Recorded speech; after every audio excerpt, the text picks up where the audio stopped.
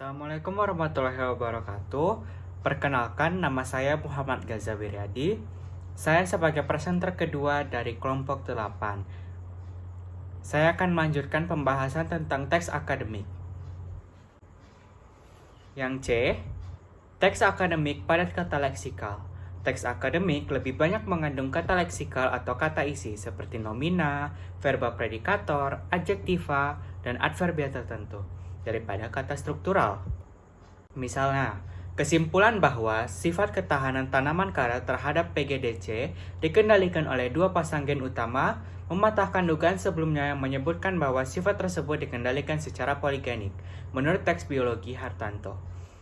Di sini kita dapat melihat bahwa yang digarisbawahi adalah kata bahwa, terhadap, oleh, yang, bahwa, dan tersebut. Di situ berarti kata-kata tersebut merupakan kata yang padat kata sehingga lebih digarisbawahi karena di dalam teks akademik ini lebih padat kata leksikal. Yang D, teks akademik banyak memanfaatkan nominalisasi. Ditemukan bahwa dalam realisasi leksis pada teks-teks akademik yang dicontohkan, nominalisasi digunakan untuk memadatkan informasi. Sebagai upaya pembendaan, nominalisasi ditempuh dengan mengubah leksis non-benda antara lain verba, adjektiva, adverbia, konjungsi menjadi leksis benda atau nomina. Contohnya, pengendalian PGDC dengan cara penyemprotan fungisida terbukti kurang bermanfaat menurut teks biologi Hartana dan Sinaga tahun 2004. Yang kedua, oleh karena itu, sumbangan wanita terhadap kelangsungan keluarga sangatlah besar. Dari teks sosial Wahyu Ningsi dan Purwanto tahun 2004. Di sini kita dapat mengetahui bahwa leksis non-benda menjadi leksis benda. Di sini kita dapat melihat pengendalian PGDC dengan cara penyemprotan terbukti kurang bermanfaat. Berarti itu sudah perubahan dari leksis non-benda menjadi leksis benda. Sedangkan kalimat kedua, sumbangan wanita terhadap kelangsungan keluarga sangatlah besar. Sumbangan wanita merupakan non-benda dan keluarga itu menjadi benda. Seperti itu. Selanjutnya, E. Teks akademik banyak memanfaatkan metafora gramatika melalui ungkapan inkongruen. Metafora gramatika adalah pergeseran dari satu jenis leksis ke jenis leksis lain, atau dari tataran gramatika yang lebih tinggi ke tataran gramatika yang lebih rendah. Metafora gramatika terjadi pada ungkapan yang inkongruen, sebagai kebalikan dari ungkapan yang kongruen. Realisasi secara kongruen adalah realisasi yang sewajar-wajarnya sesuai realitas. Contoh, 1. Benda direalisasikan sebagai nomina. 2. Proses direalisasikan sebagai verba. 3. Kondisi direalisasikan sebagai adjektiva, dan 4. Informasi direalisasikan sebagai adverbia. Sebaliknya, pada realisasi secara inkongruen, proses tidak diungkapkan dengan verba, tetapi dengan nomina. Kondisi tidak diungkapkan dengan adjektiva, tetapi dengan nomina, dan lain sebagainya. Contoh, ini adalah contoh dari kalimat kongruen sebelum terjadi pergeseran. Karet berhenti tumbuh sebab PGDC menyerang. Karet memproduksi sedikit getah sebab PGDC menyerang. Getah karet turun. Itu adalah ucapan yang kongruen. Sedangkan yang inkongruen, setelah terjadi pergeseran, serangan PGDC dapat menyebabkan terhentinya pertumbuhan dan penurunan produksi. Baik, kita akan lanjut ke yang F. Teks akademik banyak memanfaatkan istilah teknis.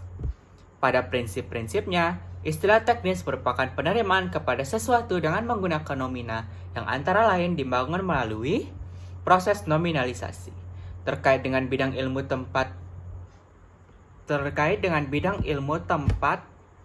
istilah teknis digunakan, perlu digarisbawahi bahwa istilah yang mungkin mengandung makna yang berbeda jika istilah itu digunakan pada bidang ilmu yang berbeda.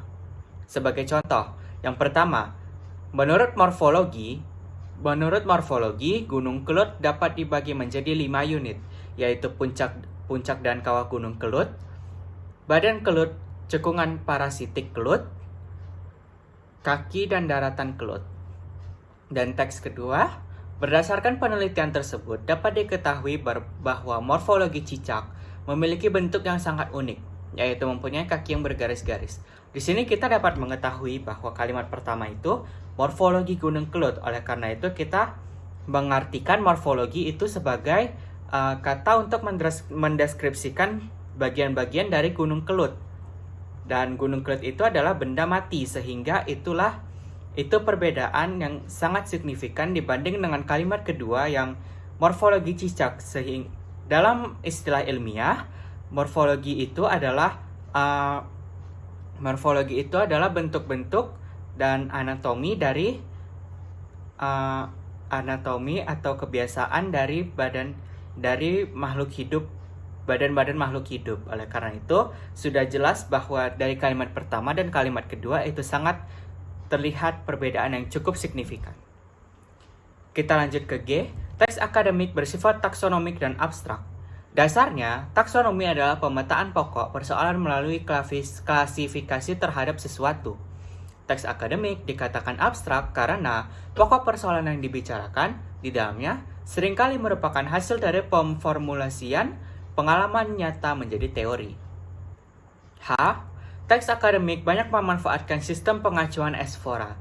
Sebagai pengacuan di dalam KN, pengacuan Esfora dimanfaatkan pada teks akademik untuk menunjukkan prinsip generalitas bahwa benda yang disebut di dalam kelompok nomina tersebut bukan benda yang mengacu kepada penyebutan sebelumnya.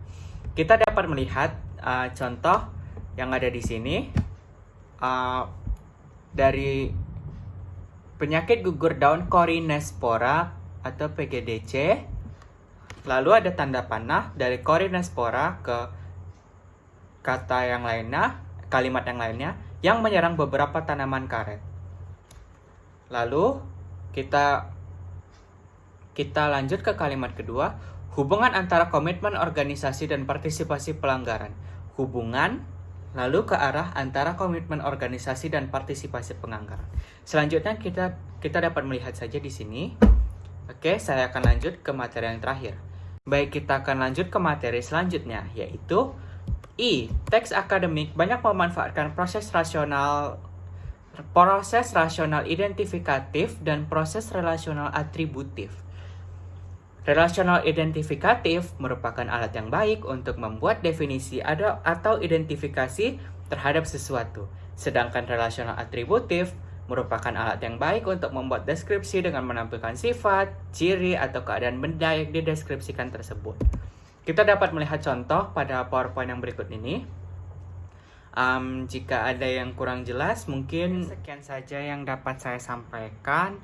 Lebih dan kurangnya saya mohon maaf dikarenakan tidak ada manusia yang sempurna. Oleh karena itu saya pamit undur diri.